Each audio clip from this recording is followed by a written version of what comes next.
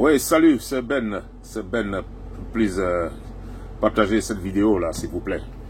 Partagez ça dans les groupes. Et puis, il faut essayer de supporter ce qu'on fait parce que on ne vous apporte que ce qui se passe dans le monde et la vérité. Voilà, on n'est pas là pour supporter des gens qui sont dans le faux. Voilà, donc on vous apporte que la bonne nouvelle. Donc, supportez ce que nous faisons. Voilà, moi j'ai fait mon effort. Je devais, en principe, être parmi les premiers pour parler de... Après la réunion de l'ONU, je devais être parmi les premiers parce que je vis ici. C'est juste à côté de moi qu'il y a eu la réunion. Donc, je devais en fait être parmi les premiers à faire des vidéos. Mais malheureusement, j'étais un peu malade, souffrant.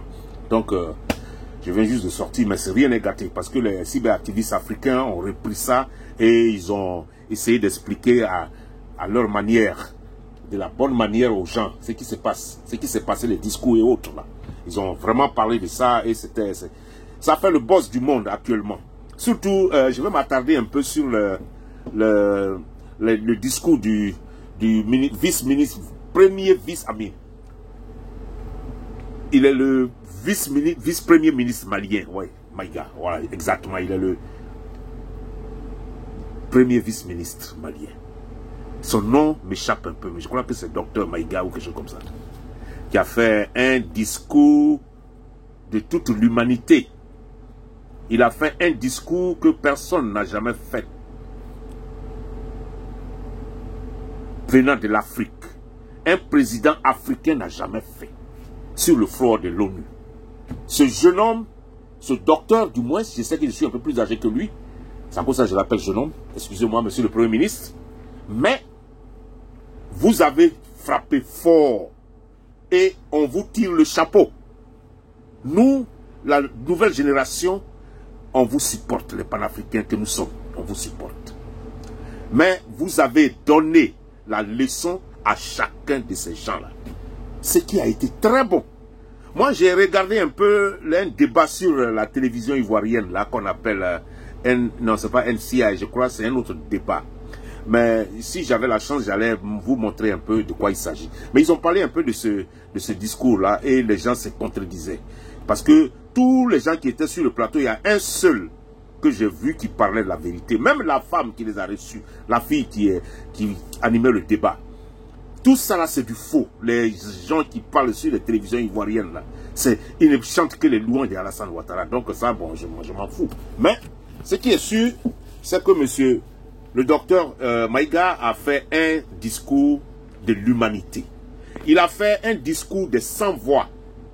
C'est-à-dire des gens qui n'ont jamais eu la chance de prendre la parole pour parler devant les pays, les grandes superpuissances.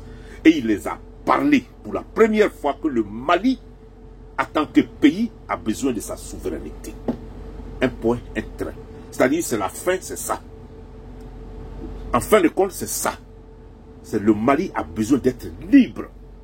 Le Mali a besoin de se développer et a besoin de sa souveraineté. C'est tout. Parler de bonnes nouvelles venant de lui, quand il a parlé de Guterres, Antonio Guterres, qui est le secrétaire général des Nations Unies, qui, selon les télévisions de caméras, selon les caméras dont il est devant, il change. C'est-à-dire, s'il est devant France 24 aujourd'hui, il y a ce qu'il dit. Demain, s'il est devant une télévision chinoise, il y a ce qu'il dit. Mais en réalité, il avait déjà dit que la MINUSMA ne reconnaissait pas les 49 soldats. Et je crois qu'il avait déjà dit ça. Et encore, ici, on lui demande, il dit non, les 49 soldats ne sont pas des mercenaires. Donc, ça dépend de devant quelle caméra il se retrouve. Alors lui, bon, ça ne me dit rien. Le docteur a parlé de lui, il a parlé, il a répondu, c'était très bien déjà. Donc, je n'ai pas pratiquement rien à dire. Quand il s'agit de Bazoum, on lui a donné la nationalité parce que, bon, la plupart des France-Afrique, là, vous savez, nous, c'est aujourd'hui que moi-même, je commence à faire l'analyse dessus. Les gens, les Blancs, là, sont très malins même d'ailleurs. Parce que si on envoie un étranger qui est président dans ton pays, alors l'étranger, il s'en fout des autres. Lui, il ne regarde que l'intérêt des gens qui l'ont mis. Donc, voilà les Français, ça c'est leur jeu qu'ils ont fait depuis très, très longtemps. Mettre les étrangers devant des pays amis. mettre des étrangers dans des pays là. C'est-à-dire, Sassou Nguesso, par exemple, il n'est pas congolais. Et on le met. Peut-être l'autre là, il n'est pas, comment il s'appelle, Biya seulement. Je sais que Paul Biya, lui, il est camerounais. Voilà. Je sais que Paul Biya est camerounais. Mais les autres là, Alassane Ouattara n'est pas ivoirien. On le met, alors il s'en fout des Ivoiriens, il s'en fout du bien-être des Ivoiriens. Et c'est comme ça la vie, c'est comme ça les Français ont toujours opéré. C'est comme ça les Français ont toujours opéré. Parce que ces gars-là ne sont pas mes frères et sœurs, je m'en fous d'eux. Je m'en fous de leur bien-être. Et c'est comme ça les gens ont dirigé toujours l'Afrique, les étrangers. Donc il lui a donné sa carte d'identité. Et je suis très content de cela. Parce que moi, je opte pour ça. Il faut que les gens commandent d'où ils viennent. Il faut qu'ils commandent leur pays. Il ne faut pas qu'ils vont aller commander les pays des autres.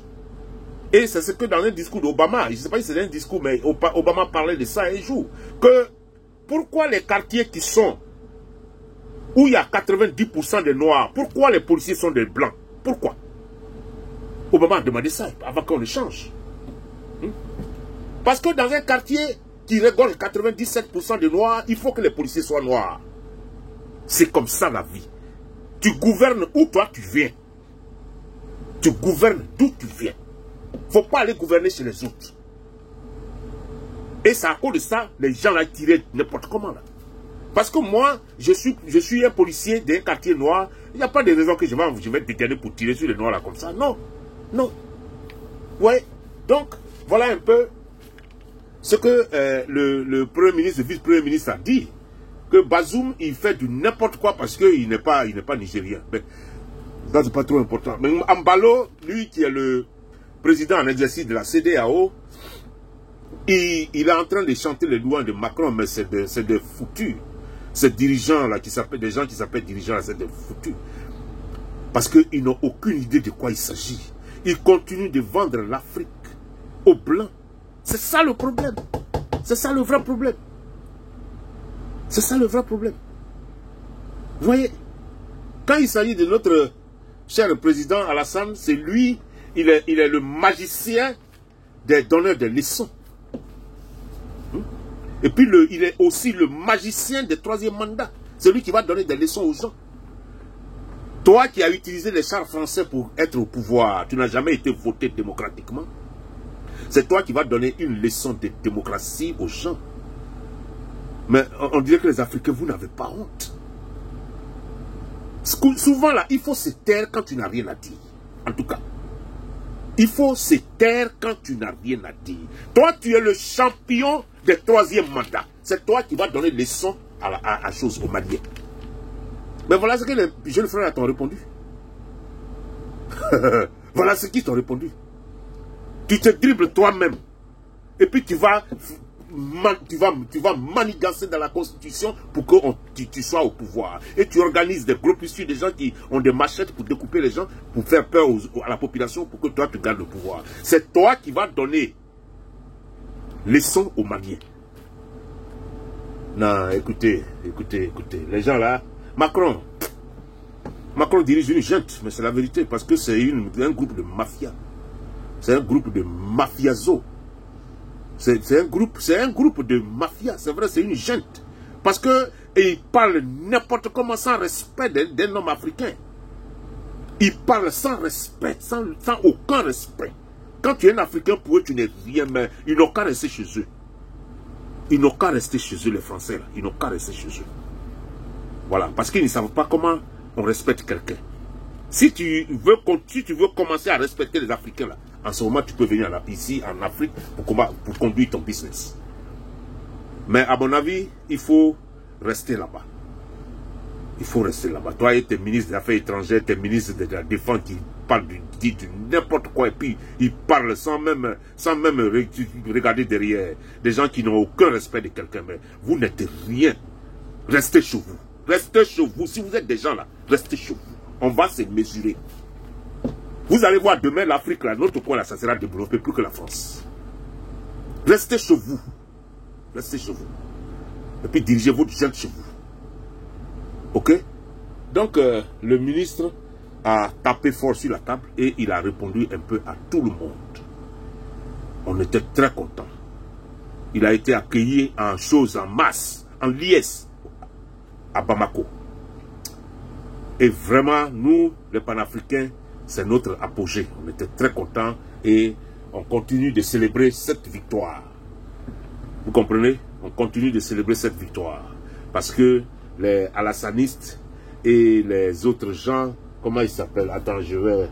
Leur nom là, c'est ici même d'ailleurs. Mohamed Bazoum, Ambalo. Tous ces gars là, ce sont des motherfuckers. Voilà, ce sont des motherfuckers.